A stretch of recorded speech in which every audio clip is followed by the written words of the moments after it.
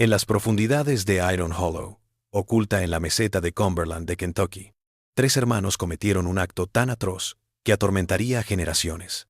En 1895, Jedediah, Obadiah y Malachi Shepard hicieron el pacto prohibido, matrimonios sagrados con su propia hermana, madre y tía. Durante 25 años, el secreto monstruoso de la familia se pudrió en reclusión, la nieve ocultando sus pecados al mundo. Pero cuando una chica de 16 años escapó en 1918, sus palabras rotas arrastraron al sheriff Silas Blackwood a una pesadilla. ¿Qué fe pervirtió en corrupción? ¿Qué monstruos estaban enterrados detrás de su granja? ¿Y qué queda flotando en la tierra maldita de Iron Hollow? Las montañas del este de Kentucky, en 1895, eran un mundo propio, un lugar tan salvaje e implacable que familias enteras podían perderse en sus pliegues y permanecer ocultas durante generaciones. La meseta de Cumberland se elevaba en olas sucesivas de crestas calcáreas, cada valle más remoto que el anterior, cada cañón más profundo y oscuro. Aquí, mientras la revolución industrial cambiaba ciudades lejanas, la vida continuaba con los mismos ritmos que cuando los primeros colonos llegaron a estas colinas hace un siglo. Las familias despejaban diminutas parcelas de bosque, levantaban toscas cabañas de castaño y roble, y sobrevivían con lo que podían cultivar, cazar o truequear en remotos poblados, a donde llegaban tras jornadas de agotador viaje. En invierno, cuando la nieve se apilaba a 6 pies de altura entre las montañas, el aislamiento era total. Podías vivir y morir en estas montañas, y nadie llegaría a saber tu nombre. Iron Hollow era uno de los valles más aislados, un lugar del que se susurraba incluso entre quienes habitaban las hondonadas cercanas. El valle era una anomalía geológica, accesible solo a través de un único desfiladero entre dos acantilados de piedra caliza que parecían guardianes de su entrada.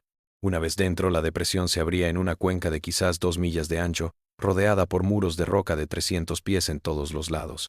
Un arroyo frío fluía a través de él, alimentado por manantiales que nunca se congelaban, ni siquiera en el invierno más gélido. Los árboles crecían tan espesos que la luz del sol no alcanzaba el fondo del valle hasta el mediodía, y aún entonces solo a trechos. Los cazadores de la zona lo evitaban. Decían que los ciervos que entraban jamás regresaban. Los pocos que se habían adentrado en sus profundidades hablaban de un silencio sofocante, como si la propia hondonada se tragara el sonido. Fue en esta fortaleza natural, en este lugar que la naturaleza misma había conspirado para ocultar, que la familia Shepard se había asentado en algún momento de la década de 1870. El primer patriarca que reclamó esta tierra fue un predicador desterrado llamado Ezekiel Shepard, que huyó de la civilización con su familia tras ser expulsado de su iglesia por enseñar herejías, incluso para los estándares relajados de la religión fronteriza. Ezequiel proclamaba que el mundo allende las montañas estaba perdido, irremediablemente corrompido por el comercio y el progreso, por la mezcla de sangres. Él consideraba que su propia familia era una raza pura, una semilla selecta que debía mantenerse aislada de la contaminación de los extraños.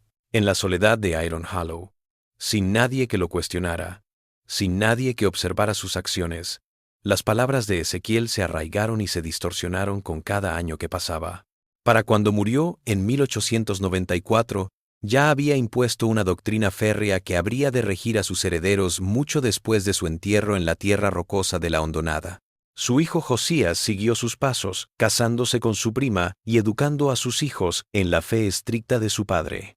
Cuando la esposa de Josiah le dio trillizos en 1878, Jedediah, Obadiah y Malachi, el anciano lo declaró una señal de Dios. Su línea estaba bendecida y debía mantenerse pura. No debía diluirse. Los trillizos crecieron sin conocer nada más allá de los acantilados que rodeaban su hogar. Nunca habían visto un pueblo, nunca habían ido a la escuela, nunca habían hablado con nadie que no fuera su familia. Su escuela era lo que su abuelo le enseñó y las despiadadas lecciones de supervivencia en la naturaleza. Cuando llegaron a los 20 años, eran hombres corpulentos, callados, observadores, moldeados por los límites de su mundo. Cuando su abuelo falleció, y su padre lo hizo solo 2 años después, los hermanos heredaron la tierra y la responsabilidad sagrada que Ezequiel les había transmitido. El mundo exterior era veneno, su sangre era sagrada, y la conservación de esa sangre, a cualquier costo, era su deber. La mañana de otoño de 1918, cuando el sheriff Silas Blackwood vio por primera vez a Elizabeth Shepard, supo que algo estaba muy mal. La niña había sido hallada por un cazador llamado Thomas Pritchard, que la había encontrado oculta en una mata de arbustos de laurel a unas 15 millas del asentamiento más cercano, temblando pese al clima templado y tan delgada que sus clavículas sobresalían bajo su vestido andrajoso. Pritchard la había traído directamente a la oficina del sheriff en la pequeña sede del condado, un pueblo de quizás 800 almas, que funcionaba como centro nominal de la ley y el orden para miles de millas cuadradas de desierto montañoso. Blackwood era un viejo policía de más de 50 años, exsoldado de la guerra hispanoamericana. Había visto cosas malas en Cuba y pensó que estaba más allá del shock. Pero la imagen de esta chica de 16 años, con sus ojos hundidos y la manera en que se encogía ante cualquier movimiento brusco, despertó algo en él que iba más allá de la obligación profesional. Elizabeth apenas podía hablar al principio. Se sentó en la silla de madera frente al escritorio de Blackwood, sus manos temblando en su regazo, sus ojos fijos en el suelo como si mirarlos pudiera condenarla. Cuando finalmente habló, las palabras salieron entrecortadas, una madeja confusa de nombres y sucesos sin sentido. Habló de hermanos y hermanas, de madres y bebés que se dormían en la tierra y no despertaban, de 3 hombres que eran uno. Blackwood escuchó con la paciencia que había aprendido en décadas de entrevistar a testigos traumatizados, tomando notas mentales, pero sin interrumpir. Había tratado con muchas familias de las montañas, cuyo aislamiento había creado costumbres extrañas. Pero esto tenía un aire de horror más allá de la rareza. Ella se refirió a Iron Hollow como si fuera otro mundo, un valle con sus propias reglas, del que había intentado escapar 3 veces antes de lograrlo. Blackwood mandó a llamar al médico, Alistair Finch, el único médico con formación del condado, un hombre reservado de unos 60 años, que introdujo en las montañas una visión racional y científica que chocaba con la superstición del lugar. El examen de Elizabeth se llevó a cabo en la pequeña enfermería detrás de su oficina, mientras Blackwood esperaba afuera, fumando su pipa y reflexionando sobre lo que había oído. Cuando el médico salió, casi 1 hora después, su rostro estaba serio. La niña estaba severamente desnutrida y maltratada, con signos de abuso físico que parecían haber ocurrido durante años, dijo. Sus dientes se estaban pudriendo por falta de alimento apropiado. Su columna estaba deformada por haber cargado bultos pesados durante sus años de crecimiento. Había tenido una vida muy dura, y su historia, por confusa que fuera, merecía ser escuchada. Pero tomarlo en serio implicaba adentrarse en un reino que perturbaba incluso a Blackwood. La familia Shepard de Iron Hollow era poco más que una leyenda local para él, uno de esos clanes extraños de las montañas que se mantenían para sí mismos y de los que se hablaba en el mismo aliento que los fantasmas y los cuentos de viejas. Los pocos que decían haber visto a los Shepard lo describían como gente callada y corpulenta que llegaba una vez al año a un puesto de trueque lejano para cambiar pieles y ginseng por sal y municiones. Nunca se quedaban y nunca decían más de lo necesario. La mayoría de los aldeanos pensaban que era mejor dejar en paz a tales familias, que las montañas siempre habían tenido gente que vivía según sus propias leyes y que meterse en sus asuntos solo traía derramamiento de sangre. El propio Blackwood se había suscrito generalmente a esta filosofía, pero el testimonio de Elizabeth y los hallazgos médicos del Dr. Finch se lo dejó claro. Si tan solo la mitad de lo que la chica contaba era cierto, algo inexplicable estaba ocurriendo en esa hondonada, y tenía que investigarlo. Apenas tenía nada en lo que apoyarse más que en el testimonio de una adolescente traumatizada que sonaba como un sueño febril. Nadie en el condado había pisado la propiedad de los Shepard. Nadie sabía cuántas personas vivían allí o qué tipo de condiciones se encontraban tras los muros naturales de Iron Hollow. Cuando Blackwood preguntó al pueblo por hombres que lo acompañaran en una expedición de exploración, pocos se ofrecieron. Las montañas eran peligrosas. Los Shepard estaban armados y, lo más importante, había una resistencia cultural arraigada a meterse en los asuntos de la familia, por muy extraños que fueran. Finalmente, Blackwood pudo reunir una reluctante patrulla de 3 adjuntos, jóvenes que confiaban en el sheriff más de lo que temían la superstición de la montaña. A principios de octubre de 1918, cuando las hojas comenzaban a dorarse y enrojecerse a través de las montañas, partieron hacia Iron Hollow con nada más que direcciones incompletas como guía. El viaje a Iron Hollow duró un día entero a través de un paisaje que parecía decidido a mantener alejado a los intrusos. Blackwood y sus 3 compañeros siguieron antiguos caminos de caza que serpenteaban entre crestas cubiertas de laurel de montaña y rododendro, cruzando y volviendo a cruzar el mismo arroyo helado que finalmente los llevaría al valle. El bosque se espesó a medida que subían, el dosel oscureciendo todo excepto manchas de luz solar. Al caer la tarde alcanzaron el desfiladero entre los acantilados de piedra caliza que había sido descrito. Una puerta natural, apenas lo suficientemente ancha para que 2 hombres cabalgaran uno al lado del otro. Los asistentes se quedaron callados mientras entraban, sus manos yendo instintivamente a sus armas. Más allá de la ruptura, la hondonada se reveló como un reino latente, su cuenca sombría, aunque la puesta de sol estaba a 1 hora de distancia. El silencio era abrumador, interrumpido solo por sus propios pasos y el cuervo ocasional en la distancia. La casa de los Shepherd estaba al otro lado del valle, una cabaña tosca de troncos sellados, con barro y musgo. La cabaña principal era más grande de lo que Blackwood había imaginado, 2 pisos con una chimenea de piedra que no humeaba a pesar del frío del otoño. Edificios más pequeños se amontonaban cerca, sus intenciones incomprensibles desde la distancia. Al aproximarse los agentes de la ley, 3 hombres emergieron de la cabaña y aguardaron en el porche, callados e idénticos en su ropa andrajosa y barbas oscuras. Los trillizos Shepherd, de 40 y tantos años, altos y corpulentos, con la misma expresión plana y alerta en sus rostros. Detrás de ellos, en la puerta, apareció una anciana de cabello gris y ojos de piedra. Matilda Shepherd observó a los intrusos sin expresión, como si la aparición de la ley no fuera ni sorprendente ni preocupante. Blackwood se identificó y explicó su misión. Había recibido un informe de posible delito y estaba allí para verificar el estado de la familia. Los hermanos no dijeron nada. Fue Matilda quien habló. Su voz, ronca por falta de uso, pero clara. «Ni siquiera necesitaban la ley aquí», dijo ella. «Se guiaban por las leyes de Dios, tal como las había revelado su patriarca. La que había escapado estaba loca, mentirosa, desobediente. Había deshonrado a su familia y estaban mejor sin ella». Los hermanos asintieron al unísono a las palabras de su madre.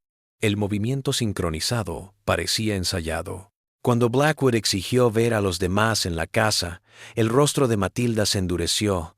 «No había nadie más», dijo. «Solo ella y sus hijos, viviendo como siempre lo habían hecho, sin molestar a nadie, sin pedirle nada al mundo». Pero Blackwood no había llegado tan lejos en el cuerpo policial tragándose mentiras evidentes. Se negó a registrar la propiedad, citando su autoridad legal bajo la ley de Kentucky, para investigar denuncias de actividad criminal. La tensión en el porche era espesa. Los 3 hermanos cambiaron de peso al unísono, sus manos yendo a sus cinturones donde Blackwood pudo ver los mangos de cuchillos de caza. Durante un momento todo se mantuvo en un punto muerto, al borde de la violencia. Entonces Matilda habló de nuevo, su voz goteando desprecio. Ella dejaría que registraran, dijo, porque no tenían nada que esconder y porque sabía que la policía no encontraría nada que justificara su entrada. Se apartó e hizo un ademán para que pasaran, sus ojos sin dejar de observar a Blackwood. El interior de la cabaña principal era oscuro y sencillo, iluminado solo por la tenue luz del día que se filtraba a través de las pequeñas ventanas. El aire olía a humo de madera y algo más, algo crudo, algo repugnante que Blackwood no pudo reconocer de inmediato. La habitación principal tenía una mesa rústica, algunas sillas y una chimenea de piedra. Una escalera subía a un desván. Los asistentes buscaron con diligencia, sus botas resonando en las tablas gastadas del suelo, pero no hallaron nada abiertamente incriminatorio, ni armas más allá de lo que cualquier familia de montaña podría tener, ni signos de lucha o cautiverio. Pero los instintos de Blackwood gritaban que algo estaba mal. La cabaña estaba demasiado limpia en algunos aspectos, demasiado descuidada en otros. Un trozo del suelo junto a la pared trasera había sido frotado hasta quedar casi blanco. El polvo se acumulaba por doquier, y estaban los niños, 3 rostros pálidos que asomaron fugazmente por el borde del desván antes de ser retirados por manos invisibles. La búsqueda de los edificios anexos resultó igualmente decepcionante. Un ahumadero vacío, aparte de unos trozos de venado seco, un pequeño granero que albergaba un par de mulas y algunas gallinas. Un sótano de raíces excavado en la ladera lleno de verduras enlatadas y sacos de harina de maíz. Todo lo que cabría esperar de una familia de montaña autosuficiente y nada que justificara desalojar a nadie. Mientras la tarde se desvanecía y las sombras se alargaban en la hondonada, Blackwood se dio cuenta de que no tenía justificación legal para intervenir sin evidencia física o testigos adicionales. La palabra de una adolescente confundida no se enfrentaría al derecho de una familia a vivir como quisieran en su propia tierra. Reunió a sus ayudantes y se preparó para irse, vigilado por los trillizos silenciosos y su madre de rostro de piedra. Pero cuando se volvieron hacia el path que los llevaría de vuelta al valle, uno de los asistentes, un joven llamado Henry Cobb, se dio cuenta de algo que los demás habían pasado por alto. Detrás de la cabaña principal, casi oculta por la vegetación, estaba el rastro de un camino que se adentraba en el bosque. El asistente Henry Cobb era el más joven de los hombres de Blackwood, apenas 23 años y con la vista aguda de la juventud. Había estado observando la línea de árboles detrás de la cabaña, preocupado por algo que no podía nombrar, cuando vio el camino. Apenas se notaba, más una falta de maleza que un camino intencionado, pero claramente alejándose de la granja principal, hacia una espesura especialmente densa de laurel de montaña. Blackwood hizo un gesto a los Shepherd para que se quedaran donde estaban, y continuó por el camino con sus hombres, sus manos ahora abiertamente sobre sus revólveres. Los hermanos hicieron ademán de seguirlos, pero Matilda puso una mano en el brazo de Jedodía y dijo una sola palabra que los detuvo a los 3 en seco. Los policías se abrieron paso entre el laurel que se enredaba en su ropa hasta que el bosque se abrió en un claro a no más de 50 yardas de la cabaña principal. Lo que descubrieron allí atormentaría a Blackwood por el resto de su vida. Otra cabaña se erguía en el claro, más pequeña que la anterior y en pésimo estado. Su tejado se hundía por el centro y algunos de los troncos de sus paredes se habían podrido, dejando agujeros por donde se colaba el viento y el agua. Pero estaba ocupada. Humo salía de una chimenea de piedra tosca y a través de las grietas en las paredes, Blackwood pudo ver movimiento dentro. Gritó: «La ley». Y después del silencio, una voz de mujer, delgada, vacilante, preguntó si de verdad eran de fuera de la hondonada. Cuando Blackwood asintió con la cabeza, la puerta se abrió lentamente, revelando una escena que desafiaba la comprensión. 2 mujeres estaban en la puerta, ambas famélicas, su ropa hecha jirones. La mayor de las 2 mujeres, a quien Blackwood identificaría más tarde como Patience Shepherd, tenía probablemente 50 y tantos años, con el pelo totalmente blanco y el rostro surcado por la adversidad. La menor, Eliza, aparentaba sus 30 y tantos, pero parecía mucho mayor. Sus ojos vacíos como si su espíritu se hubiera roto hace mucho tiempo. Tras ellas, en la oscuridad de la cabaña, Blackwood pudo distinguir niños, al menos 6, de todas las edades, desde bebés hasta adolescentes. Algunos claramente sufrían severos problemas de desarrollo, sus características deformadas delatando generaciones de endogamia. El hedor que emanaba de la cabaña era sofocante. Una combinación de excrementos, enfermedad y desesperación. Patience rompió el silencio, las palabras saliendo de ella como si temiera que no la dejaran terminar. Ella y Eliza habían estado allí durante años, dijo, atrapadas en esa ruina y con prohibición de acercarse a la cabaña principal, excepto cuando las llamaban. Eran las esposas de Obadía y Jedodía, casadas con sus propios sobrinos en ceremonias oficiadas por Matilda según la ley sagrada de la familia. El tercer hermano, Malachi, había desposado a su propia madre, y ella permanecía en la cabaña principal como matriarca y ejecutora de su perversa doctrina. Los hijos eran fruto de estas relaciones, y muchos más nacían para morir a los pocos días o semanas, siendo enterrados en algún lugar de la finca. Elizabeth, aclaró Patience con lágrimas rodando por su rostro curtido, Era la hija de Elisa y su hermano. La chica también estaba programada para ser entregada a uno de los hermanos, continuando el ciclo, pero había logrado escapar. Blackwood sintió que la rabia helada se acumulaba en su pecho, una rabia templada por décadas de experiencia en algo concentrado y resuelto. Ordenó a sus hombres que sacaran inmediatamente a las mujeres y a los niños de la cabaña y que los prepararan para el viaje de vuelta al pueblo. Entonces le hizo a Patience la pregunta que se había estado gestando desde que Isabella había hablado por primera vez de los bebés dormidos en la tierra. ¿Dónde estaban las tumbas? Patience vaciló, mirando hacia la cabaña principal, como si todavía temiera el castigo. Entonces señaló algo detrás de la ruina, un trozo de tierra que parecía haber sido un pequeño jardín. Blackwood se acercó y se arrodilló, inspeccionando el suelo. El suelo estaba removido en algunos puntos, creando pequeños montículos apenas perceptibles bajo la maleza invasora. Empezó a cavar con sus manos, y en cuestión de minutos, desenterró los pequeños huesos de un bebé, envueltos en tela podrida, y enterrados a menos de 2 pies de profundidad. Cuando Blackwood y sus hombres regresaron a la cabaña principal con sus pruebas y testigos, el anochecer había descendido sobre Iron Hollow.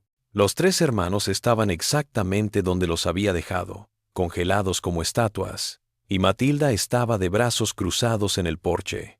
Blackwood declaró que todos estaban bajo arresto por incesto, confinamiento ilegal y por causar la muerte de niños. Había esperado resistencia, tal vez incluso violencia, pero en su lugar, los Shepherds simplemente lo observaron con desprecio helado. Matilda habló de nuevo, su voz resonando a través del patio oscurecido. No habían hecho nada malo, dijo ella. Habían seguido las leyes de su patriarca, leyes que sustituían a cualquier autoridad terrenal. Habían guardado su sangre como Dios había mandado, y si el mundo no entendía eso, el mundo estaba perdido. Los hermanos asintieron al unísono, y por primera vez, desde que Blackwood había llegado, hablaron. Sus voces tan parecidas que era imposible diferenciarlas. Habían hecho su juramento sagrado, dijeron, y no obedecerían ninguna ley, excepto la de su abuelo. El juicio de la familia Shepherd comenzó en la primavera de 1919 y se convirtió en un espectáculo mediático que atrajo espectadores de todo el estado. El pequeño tribunal del condado nunca había visto tal multitud, con gente haciendo cola antes del amanecer para conseguir sitio en la galería.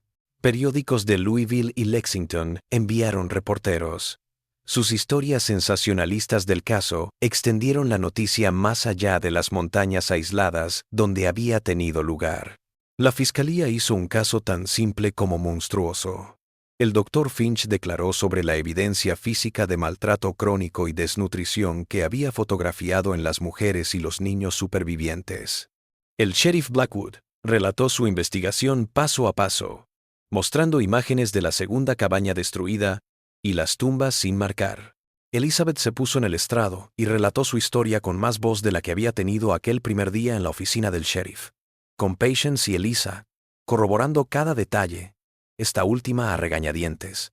Su daño psicológico la había convertido en una testigo desgarradora, pero fue la defensa lo que mostró cuán profundamente los Shepherd creían. Su abogado asignado por la corte, un tal Walter Griom, quien había tomado el caso a regañadientes, trató de alegar capacidad disminuida por aislamiento extremo. Los Shepherd, dijo, habían sido criados tan fuera de la sociedad civilizada que realmente no se daban cuenta de que lo que estaban haciendo era un delito. Era una estrategia sensata en las circunstancias, pero los propios pastores la socavaron a cada paso. Se negaron a arrepentirse o a admitir que lo que hacían estaba mal. Al tomar Jedodía el estrado, habló con una certeza escalofriante de la santidad de su linaje, del sagrado deber que habían cumplido. Su abuelo había sido instruido en un sueño, declaró, para mantener a su familia sin mancha del mundo corrupto. Habían seguido esa orden al pie de la letra. Como todo hombre recto sigue los mandamientos de Dios, los bebés defectuosos, dijo sin emoción, eran pruebas de su fe, y las muertes eran voluntad de Dios. El relato de Matilda fue aún más inquietante. No mostró ninguna emoción de madre al hablar de la agonía de su propia hija y nuera. Más bien, habló de ellas como recipientes para la perpetuación del linaje, colaboradoras necesarias en un deber sagrado. Ella había seguido las enseñanzas de su suegro, explicó, porque consideraba que su familia era una familia elegida, y que mantener su santidad era más importante que el bienestar o la supervivencia de cualquiera de sus miembros. Cuando el fiscal le preguntó si se arrepentía por los niños muertos, ella respondió que toda vida y muerte estaban en las manos de Dios, y que los débiles que murieron no estaban destinados a portar la línea. La sala del tribunal se quedó en silencio ante su declaración, los espectadores aparentemente incapaces de comprender tal certeza ante tanta maldad. El jurado deliberó durante menos de 4 horas antes de volver con veredictos de culpabilidad en todos los cargos. Los hermanos Shepard fueron condenados a cadena perpetua en la penitenciaría estatal de Eddyville, una prisión brutal, donde pasarían el resto de sus vidas en celdas contiguas, aún convencidos de que no habían hecho nada malo. Matilda fue sentenciada de otro modo. El juez, tras escuchar al doctor Finch sobre su estado mental, decidiendo que era a la vez victimaria y víctima, una mujer tan distorsionada por su propia crianza en confinamiento que no podía ser considerada plenamente responsable de sus actos, fue recluida en el Western State Asylum for the Insane en Hopkinsville, donde pasaría la siguiente década antes de morir de neumonía, sin haber abandonado nunca las convicciones que habían provocado la tragedia. Las mujeres y los niños supervivientes afrontaron un futuro incierto. Elisa y Patience fueron declaradas incapaces de valerse por sí mismas tras años de cautiverio y maltrato. Fueron internadas en orfanatos regentados por la iglesia, donde fueron cuidadas por el resto de sus vidas, pero ninguna de ellas se recuperó jamás de su horrorosa experiencia. Los niños plantearon un problema aún mayor. Los severamente afectados fueron internados de por vida. El resto incluida. Fue hecho pupilo del Estado y educado para la vida fuera del único mundo que habían conocido. La propia Isabel se mostró sorprendentemente adaptable, aprendiendo a leer y escribir y llegando a trabajar como costurera en un pueblo alejado de las montañas. Nunca se casó y nunca regresó a Kentucky, viviendo una vida tranquila y solitaria hasta su muerte en 1967. En sus últimos años, dio una única entrevista a un historiador local, en la que relató su infancia como si se tratara de la experiencia de alguien más, una pesadilla de la que finalmente había despertado. La casa de Iron Hollow tuvo su propio final sombrío tras el juicio. Los nativos evitaron el lugar por completo, lo consideraron tierra maldita, las cabañas se deterioraron aún más, y unos años después, alguien nunca se supo quién, incendió las estructuras. Las llamas devoraron ambas cabañas por completo, dejando solo cimientos de piedra y chimeneas entre los árboles. La tierra nunca fue reclamada ni vendida, quedando como un bolsillo olvidado de naturaleza dentro del bosque nacional que se crearía décadas más tarde. Hoy en día, los excursionistas a veces tropiezan con las ruinas, sin darse cuenta del horror que una vez tuvo lugar allí. Las tumbas de los bebés nunca fueron etiquetadas, su número exacto nunca se determinó, pero se cree que al menos una docena de niños murieron a manos de la familia Shepard. Los Shepard de Iron Hollow siguen siendo un punto negro en la historia de los Apalaches, un testimonio de cómo el aislamiento geográfico y la certeza pueden crear universos con sus propias y horribles moralidades. Menciona los peligros de la insularidad, de los sistemas de pensamiento tan cerrados que sofocan la compasión humana más elemental, y de cómo el mal puede prosperar en secreto, lejos de la exposición al mundo exterior. El sheriff Silas Blackwood se retiró 3 años después del juicio, atormentado por lo que había visto en ese valle perdido, pero orgulloso de haber servido cuando más importaba.